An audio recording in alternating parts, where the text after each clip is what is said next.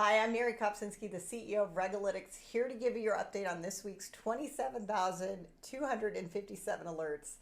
I'm telling you, you can feel the hustle in the air as legislatures and agencies are working to get everything they can done before the kids get out of school, not to mention before the upcoming election cycle. The regulator of the week is OSHA.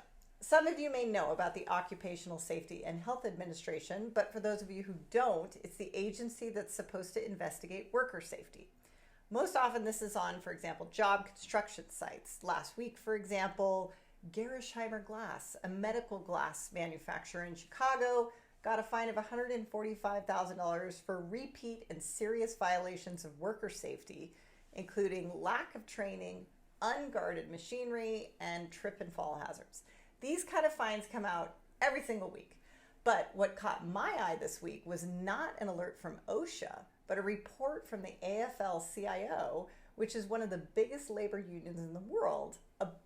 This report was about OSHA and how they're terribly underfunded. So did you know that with its current state of funding, OSHA can only afford to inspect a workplace once every 186 years?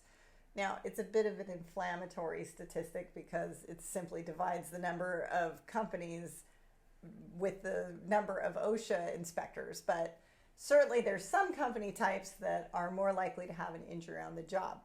But here are some other stats from the report.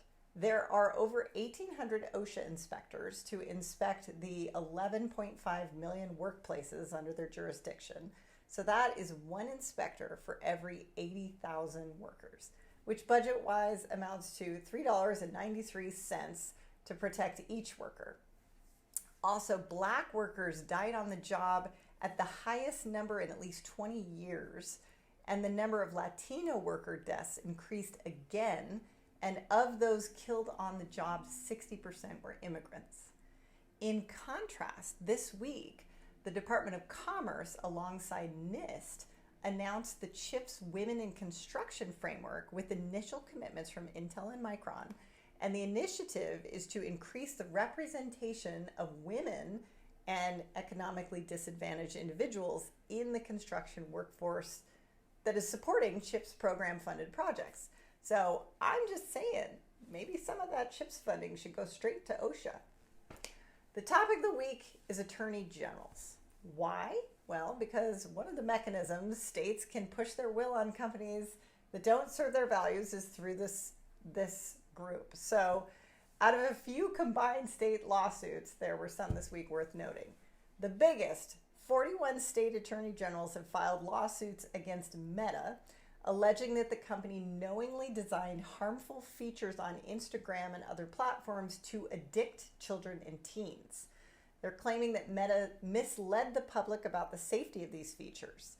The second biggest is 35 attorney generals reached a settlement with Santander for $550 million over violations of consumer protection laws by providing high interest rate loans to car buyers who couldn't afford them. Third place was 19 states that have issued demands to 6 major American banks with regard to their involvement with the United Nations Net Zero Banking Alliance. This alliance requires banks to set emissions reductions targets to reach net zero by 2050 and avoid working with companies engaged in fossil fuel related activities. The concern here is that ESG-related practices are coercive investment practices and potentially unlawful market manipulation. But they aren't always on the attack because there's another coalition of 17 states that are fighting to support Montana's TikTok legislation. So a lot of states have banned TikTok from government devices, and there's also the big federal push to require TikTok to separate from its Chinese parent company ByteDance.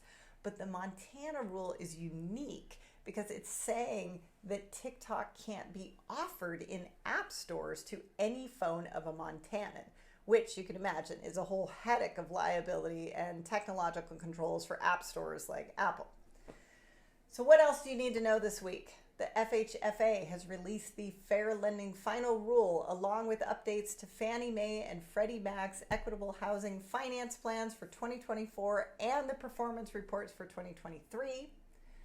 The federal bank regulatory agencies have released a guide to help community banks manage risks associated with third-party relationships.